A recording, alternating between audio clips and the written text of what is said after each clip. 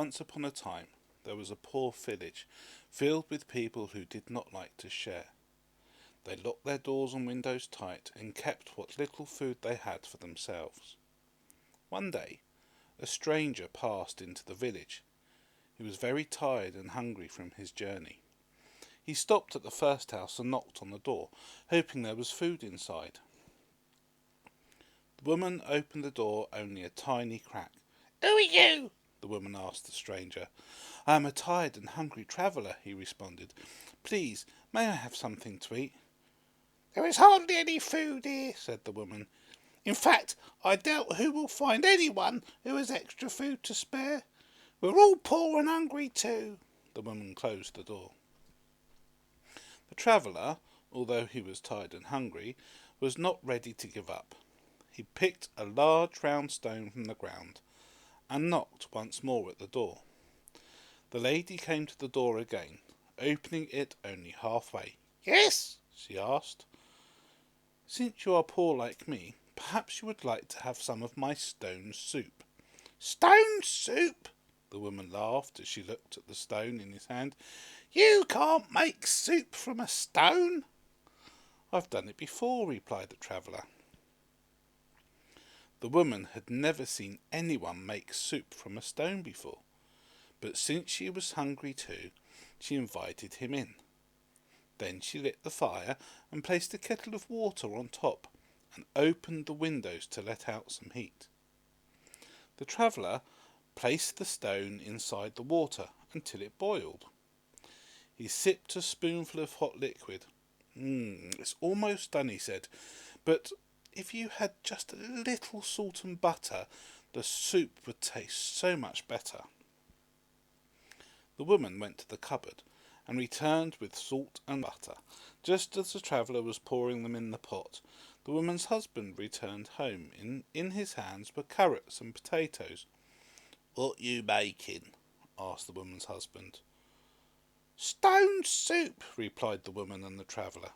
"Impossible," shouted the husband. "It's almost finished," the traveller assured the husband as he tasted another spoonful. "But it would be even nicer if we had some carrots and potatoes." Also hungry, the husband agreed and dropped the carrots and potatoes into the pot. Soon the smell of the soup drifted out of her house windows and down the lane. One neighbour, who usually stayed inside, wandered out and followed the smell all the way to the first house, where he heard them talking about the stone soup. "Is the stone soup ready now?" the woman and her husband asked the traveller. "Yes, but it could be even better if we had some turnips and beans," he replied. "I have some!" yelled the neighbour, who was watching from the window. The neighbour, curious to taste the soup that was made from a stone, returned with turnips and beans. He poured them into the pot, and the smell drifted even further down the lane. A word about a stranger traveller making soup out of a single stone drew many villagers out of their homes. They followed the delicious smell. "Is the stone soup ready now?" asked the villagers when they arrived. "Yes, but I remember having stone soup with chicken and broth in the stew once," he replied. "I have chicken," said a farmer who ran home to get some. "I have broth," exclaimed another neighbour who ran to fetch it. The farmer returned and placed pieces of chicken in the pot.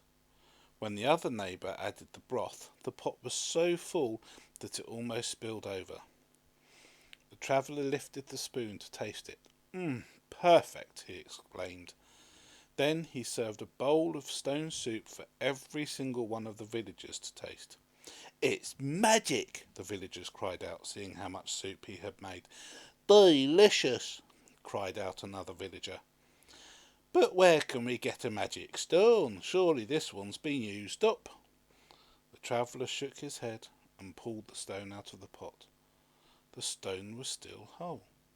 The villagers realized that the delicious and plentiful soup did not come from the stone. The traveller drank the leftover soup and went on his journey. At last, from that day on, The villagers shared what they had with each other, and the village became a happy place.